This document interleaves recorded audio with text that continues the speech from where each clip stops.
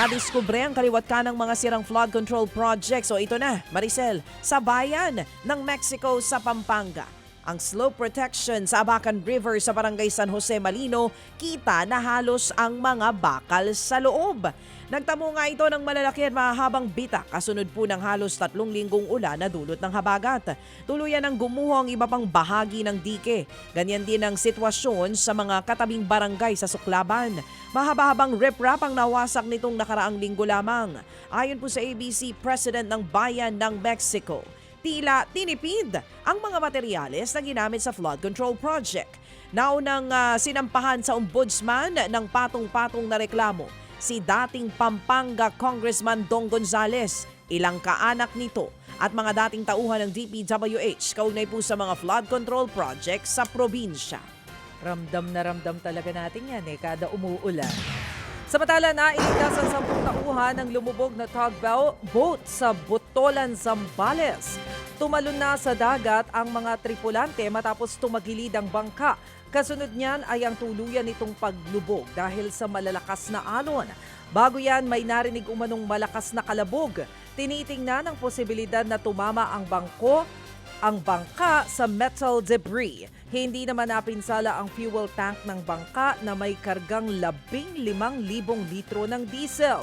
Patuloy pa rin ang pag-monitor ng Philippine Coast Guard sa banta ng oil spill. Nakatakot yung Iimbestigahan pa ang sanhi ng insidente. Nakakatakot po yung video. Tumayuin. Oo, as in lumubog yung bangka. Yung bangka po. Mga kapatid, samantala sa iba pang balita, nakuryenteng isang babaeng tumawid sa baha, dyan po yan sa Kalumpit sa Bulacan. Ayon sa mga kaanak ng biktimang si Rian Joy Martinez, nasa evacuation center sila. Umuwi sa kanilang bahay si Rian Joy para po kumuha ng ilan pang naiwang mga gamit.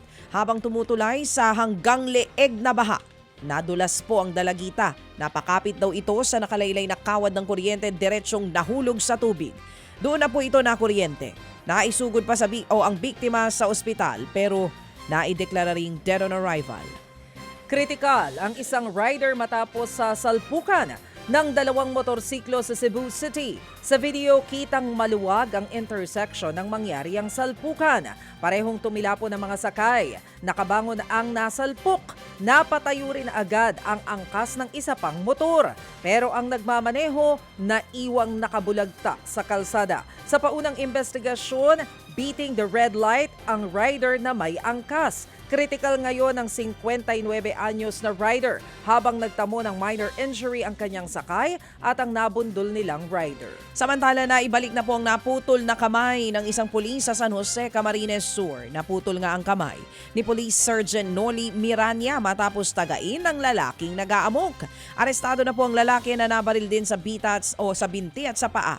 Agad namang dinala sa Bicol Medical Center ang pulis kung saan ito matagumpay na naoperahan. Ay salamat naman. Tumagal po ng 8 oras ang operasyon.